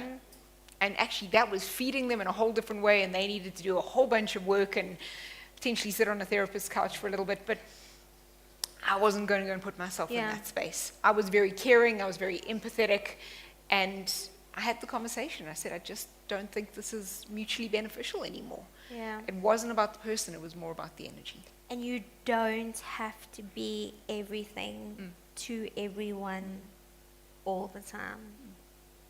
You don't. Hi, ladies. I just wanted to ask, as women, do we still feel the need to be hard in order to be accepted at the table with the boys? Do we celebrate being softer, feminine, being timid, even though we are leading? I mean, if you look at Thuli Madonsela, her voice was very soft, but her actions were superpowers. They brought the whole kind of country to a standstill with the state capture. Did she need to be tough, be jack of all trades, be cutthroat in order for her to be there? Is that what we want to do? Do we celebrate our femininity? Especially with us black women, do we always insist, I'm resilient, I'm strong, I am there, I'm everything. Almost like you're a tea bag. Every time they put you in hot water, you have to release some energy, some flavor. Do we celebrate ourselves that way? Do we still want to be called strong women? We're rushing through or do we accept we are feminine, we are having a voice to speak, and we can be on par as men? Why are we doing this hardship on each other or on ourselves? Are we trying to match the men? Are we trying to be accepted? Are we trying to get to sit in the boardroom table? That's just my thought. I personally think that as much as we would like to go and sit down and be the feminine woman sitting at the boardroom table and, engaging with men around the table, and we'd like to take the approach of being softer and more feminine. I often call myself a servant leader. I have a team that I love, and without them, I am nothing.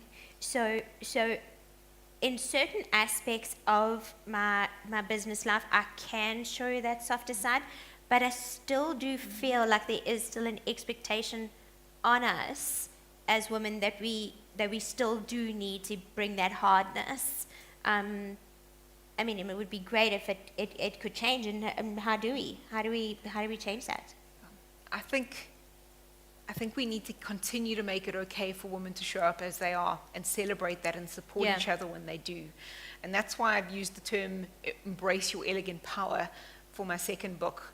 And I'm not punting the book by saying that, but I think it's such an important concept that we need to bring through to women. And it's all about embracing your path to success through ease, through who you are. We often think, and we often mistake, power for force. Force is something that produces a counterforce. It's very much that masculine must kind of energy as opposed to that feminine flow. And I think we are so much more powerful as women when we show up as we are. That we don't think we have to look like a man in a boardroom and show up with them and be all masculine. You know, but it also depends on what your own personal energy is. I think we have to bring our own authentic energy. And when I use the term power, and I love this analogy from a natural perspective, think about gravity. It moves things around it without even having to move. And that is the power that a woman has within the workplace. So good. When we stand in ourselves and say, this is who I am. If you don't like it, please, there's the door. And I think we need to get to that point where we're unapologetically ourselves, because we're going to be so much richer as workplaces, as a society, as an economy, if we get people to show up with their own gifts. We need to stop thinking that homogenization and cookie cutter clones are the way of the future. We need to say we need all of this richness, this, the emotions to come through, because that's the passion. That's what drives us all. And we need to start calling out behavior where we're being forced back into the box. I think for me, it's time to just burn that box down and say we no longer have a box. And I think we need to start doing that for ourselves, and supporting other people to do it. And I am definitely seeing that starting to come through. We're saying, actually, that way of working no longer works for us. Yeah. And I think to your point about women leaving the workplace, I've personally seen women leave the workplace because the cost of showing up in an inauthentic way was too much for them. Yep. And I think we need to start saying to women, actually, we need more of that richness. How can we create and support you to show up as yourself? Because we need you to stay in that way. Yeah. Yes, Michelle. Okay, don't stand. Okay, stand, my love. You're so beautiful. So I don't know if mine's a question or experience or perspective, but during COVID, I battled a lot with women at home versus women in business. And not that I'm husband bashing my husband in any way, but Don't worry, it's only being filmed, so you can watch it. it's fine, he knows rocks. And we spoke about like turning off and de-stressing. I did exactly that. I'd pour myself a glass of wine, send Rox a selfie, and go and sit in front of the TV because I couldn't turn off. But it wasn't just turning off from women in business. It's just I couldn't figure out who I was in COVID because I'm now a woman at home, and my husband would go and work, and he'd come home, and the bed wouldn't be made, or the dishwasher wasn't unpacked, or this wasn't done. And it became this kind of like back and forth of, because he's like, you've been at home all day. And I was like, okay, but I'm a woman at home in business. Yes. I'm working. I'm working. So I don't know if anyone else felt that, where you were kind of in turmoil between, do I do my household duties or do I work right totally. now because I'm at home? Oh, yeah. It's So- it's like a guilt thing. Exactly. Like you almost feel like guilty because you didn't do all that stuff, because most of us didn't have help during COVID either Yes, at yeah. home because we couldn't. So half the time I was so guilty because I hadn't swept the floor or put the washing on or even hung the washing yet, and it was chaos. And in between a Teams call, I was like, shit, The floor. But why, I didn't why sweep the do floor. you have to sweep the floor? Oh, yeah, he yeah, yeah, lives yeah, there yeah. too. This is No, always, no, sure. I mean, Sure. this is my, I know everyone's laughing, so my ex-boyfriend was phenomenal at this. Yeah. I mean, I think it was just he didn't like the way I washed the floor, but whatever. He would clean the floor, unpack the dishwasher, and there was an understanding that we both live here, therefore we're both responsible. Yeah. But so many of my friends are in these relationships where during COVID, they were like, I don't know how I'm dealing with all this stress because I have to cook and I have to clean and I don't have help. And, Yeah. and I'm like, but you know, there's two of you living in the house. So true. We just need to change this idea that like our job is to cook and clean and work. Like we both live here. You're an adult. Make the bed when you get up. Yeah. I mean, I say this. I'm single now, so And when you're single, there's no one else to share the workload with. That's the other thing. I just like wonder maybe I shouldn't be being like, well, make your own bed. But I do think that I can imagine what you were going through because I had so many friends who felt Yeah. that they were, and then they were looking after their kids, Yeah. and they were looking after the house. But I think maybe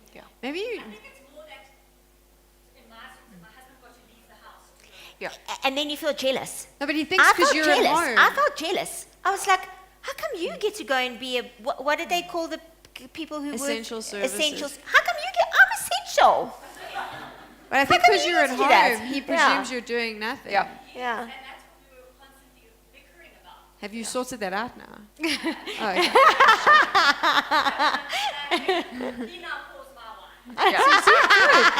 Love Train it. them well. Yeah. But I mean, to that point, it's also just, you know, flipping the script on them as well.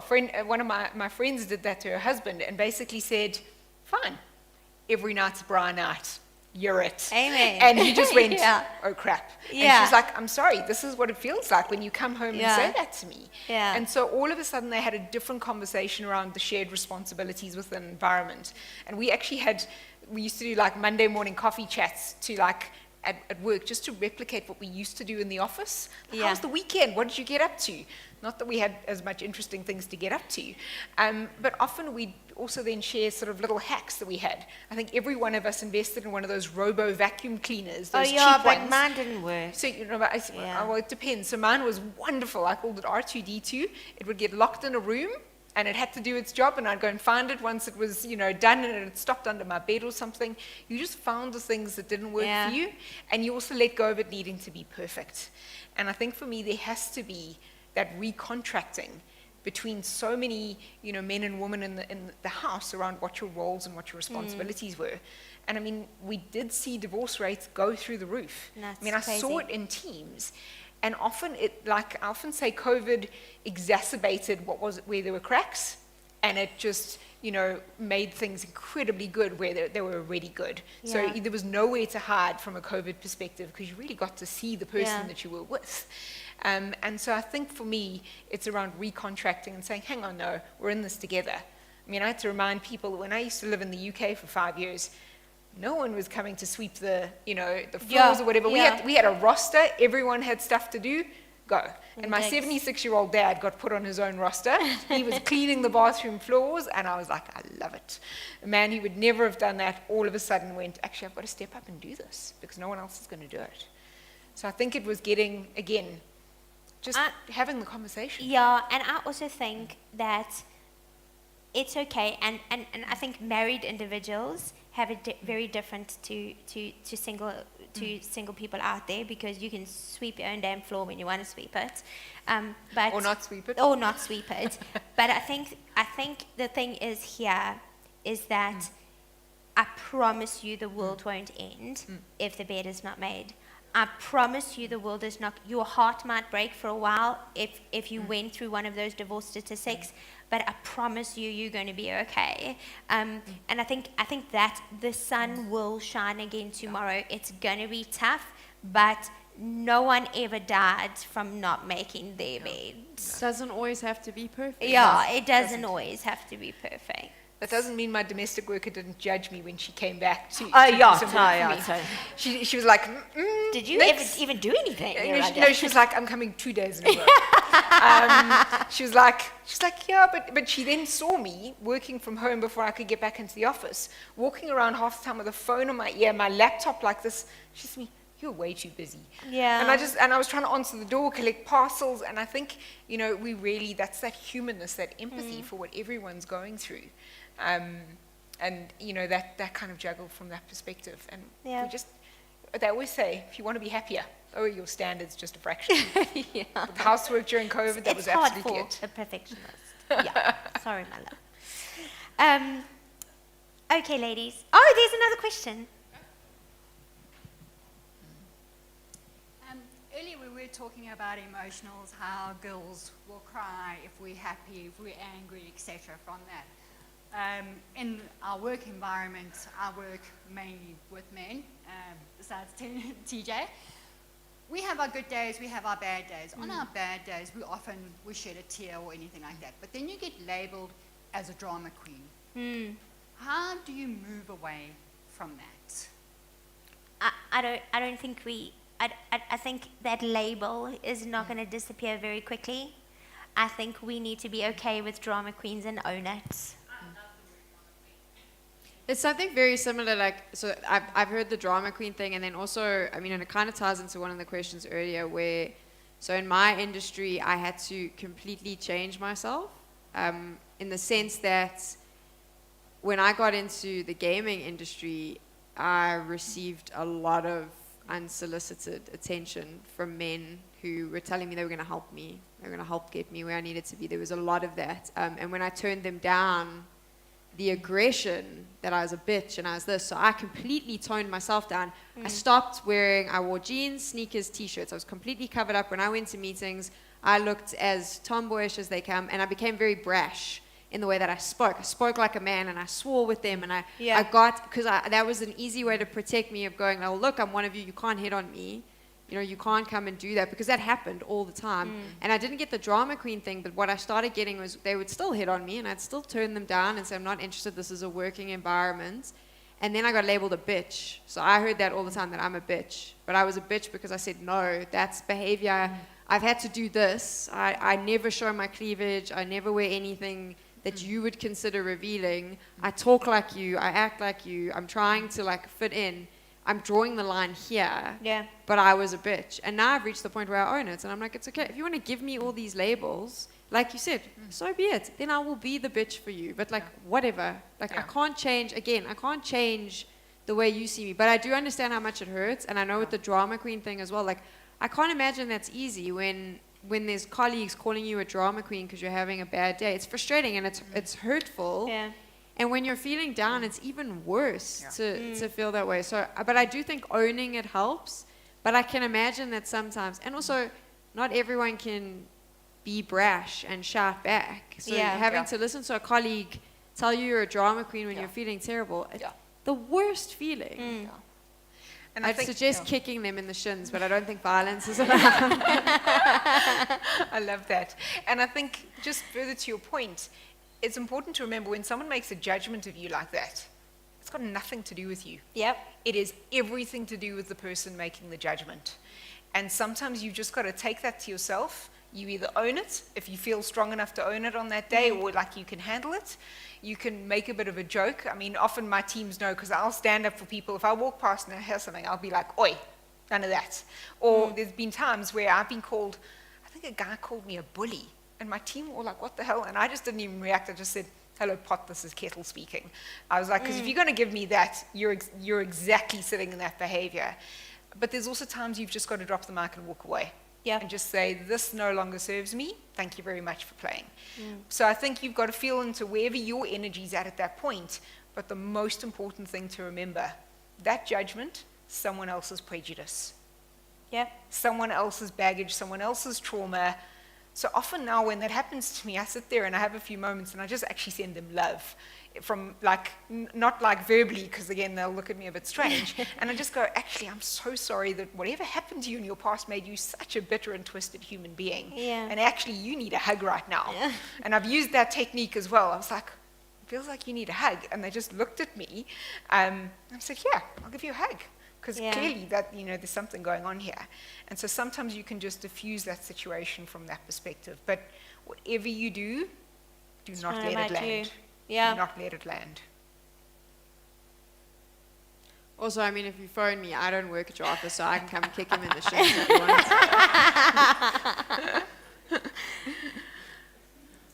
Does anyone else have any other questions? Next, I'm going to ask one. Yeah. Your book, and obviously, as everyone now knows, that they are getting one of your books today. What made you write your book? And you don't obviously just wake up one morning going, I'm going to write a book today. I bet you she did, because she's probably probably Yeah, I was just thinking the same thing. If you'd asked me before COVID, I was never going to be an author. It wasn't even in my plans. I'd been on this journey to heal from literally, virtually almost being hospitalized or having an autoimmune disease. And the universe just sent me the most incredible woman who helped me heal in under 6 months. And it's a journey that normally takes people 2 to 3 years. And once I think I'd gotten my nervous system back into a space where I could actually just engage normally, I actually was on a run one morning during lockdown around my complex. And because that's the time when the energy starts flowing, I'm moving bad energy out of my body. And I reached a point and I just had this flash, and literally I was like, you need to put this out there. And all I knew was it was called Finding Flow, about your nervous system, your relationship with stress, and bringing more resilience Yes, and easefulness into our lives. And I stopped running and I turned around and went back to my place and I sat down and I started writing this down. And then I had that vulnerability hangover and like, oh crap, who am I to do this? Yeah. Like, you know, and funny enough, Gareth Cliff actually asked me that on a radio interview. He says, who are you to do this? You're not a psychologist or a medical doctor. And I said, Trust who Gareth. am I not to do this? Yeah. Because this is my lived experience. Most other people write from a theoretical, academic point of view, and man, I even struggle to read those books. So how's a woman who's actually stressed out supposed to take that information on? And so I really just knew that I was being called to show up and share my story. And it wasn't easy. Investec is a very hard environment, especially when you haven't got the relationships. And here I was going to talk about hiding in a toilet cubicle, going, holy crap, I can't even think straight because like so much is going on and I can barely get my head to just pause for a moment. Talking about some of the physical symptoms I had, my stomach used to blow up and swell to the extent that I had to undo my jeans under the table when I sat down or when I wanted to eat something. And then I had to like Houdini them back up in order to get up and have no one see my red underwear or something. And so something said to me, it's time to share this. It's time to make this okay. And the feedback I've gotten, I mean, I've had strangers leave me Instagram voice notes in tears, literally just saying so to me, great. and that's when I just knew, I was like, if I help one person, I'm done, enough. I'm golden.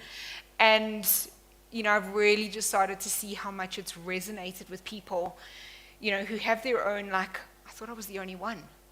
And I think for me, what I even see more than that is how many women I've met specifically who've left it too late and are now dealing with debilitating, chronic, you know, symptoms and health impacts that they're having to live with and cope with.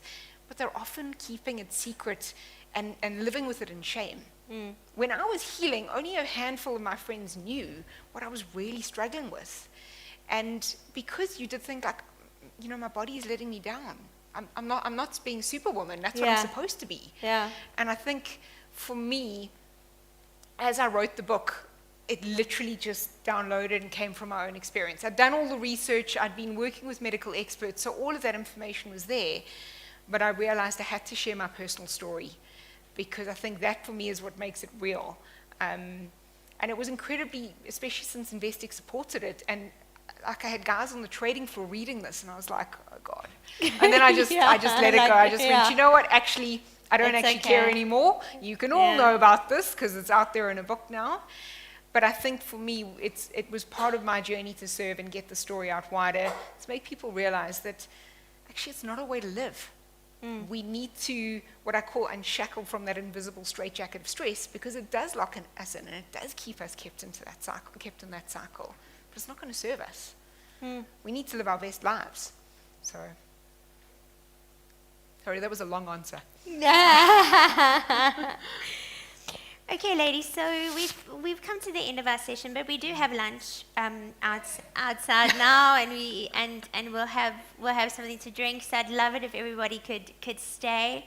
And then Sam, you guys are staying, hey? So they'll be around if you want to ask a few more questions more privately. Thank you so much. Thank you. You're beautiful. Beautiful, beautiful, beautiful woman, and I'm just so privileged that I could do this with you both today. So I hope it's the start of amazing things to come. And I really hope that we've encouraged, even if it's just one person today, to follow your dreams, to fight, to not give up. The sun's going to come up tomorrow. You don't have to be perfect, and you can be a drama queen. So please join us for lunch if you can, and something to drink. And then on your way out, you can collect your goodie bag. Thank you.